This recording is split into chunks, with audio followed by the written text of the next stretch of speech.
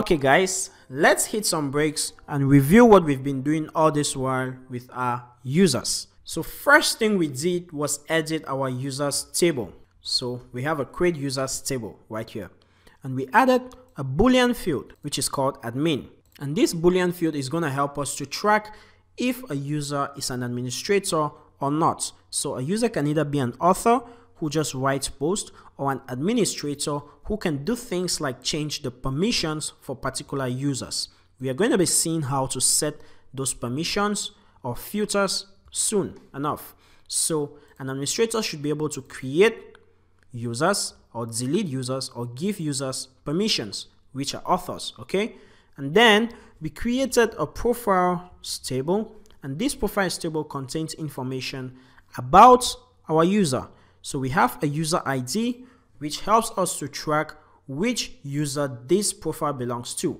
And we made these fields nullable so that when we are creating the profile, it's not gonna squawk or say that these fields are supposed to have some data, okay? Because we want the user to be the one to edit these fields right here, okay? To be the one to give us information about himself and his avatar and all that. But when we are creating a user in our users controller, obviously we set up a default avatar for all users. But don't worry, we're gonna look at that. So here we're setting a default avatar. So the next thing we did is set up relationships with the profile. So we say we have a profile method and it defines a #1 relationship. And we set a #1 relationship is for a situation where a user can have only one profile. Okay, so that's an example of a #1. And if we go to our profile, we have a reverse relationship that we defined, and there we have the belongs to relationship, and this is for 1-to-1. So a user has one profile belongs to one user, then we have a 1-to-1 relationship. Okay, so that's what is going on. Then we have a users controller that has a number of methods. The first method there is just displaying all the users. The second is just displaying a form where we can create a new user. The next one is storing a new user, and for each user we store, we have a new profile generated for that user.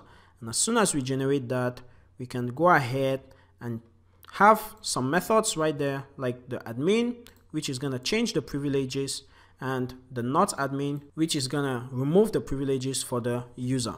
So I'll show you this right now. I will sign up with Emily's profile, so I'll log out and then I'll log in, and right here I'm going to have emilymyers.com, then the password is password, and I'll log in. And right here, if I go to users, okay, so Emily Myers is not an administrator, which is me right now. I'm logged in, but I can see the users and I can make myself admin. So this is not good. So what we're going to be doing in the next video is having a middleware. Remember, we said middlewares are filter. So we have a middleware that is going to check on every request. Is the user an administrator? If yes, let him go on. If no, then I don't want him to be able to access this route. Okay, so I hope that makes sense. Thank you so much and see you in the next video.